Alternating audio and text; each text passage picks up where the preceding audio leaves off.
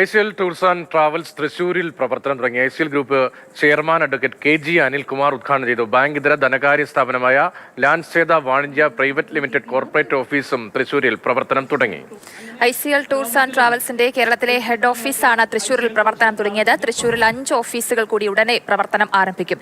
ഈ വർഷത്തിൽ തന്നെ കൊച്ചി ഉൾപ്പെടെയുള്ള കേരളത്തിലെ പ്രധാന നഗരങ്ങളിലേക്ക് പ്രവർത്തനം വ്യാപിപ്പിക്കാനാണ് ലക്ഷ്യമിടുന്നത്.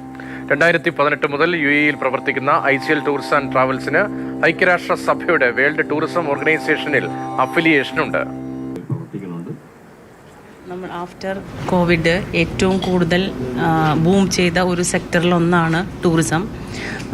പ്രത്യേകിച്ച് ഇപ്പോൾ എന്ന് പറയാനായിട്ട് ടൂറിസം എന്ന് പറയുമ്പോൾ വിദേശയാത്രകളും ട്രാവൽ ചെയ്യുക എന്ന് മാത്രമല്ല, ഇപ്പോൾ എഡ്യൂക്കേഷൻ രംഗത്തായാലും മെഡിക്കൽ രംഗത്തായാലും ഒക്കെ ടൂറിസത്തിന് ഒരുപാട് പ്രാധാന്യമുണ്ട്. തീർച്ചയായിട്ടും നമുക്ക് വേൾഡ് വൈഡ് ഡെവലപ്പ് ചെയ്യാനുള്ള സാധ്യത ടൂറിസത്തിൽ എന്തായാലും ഉണ്ട്.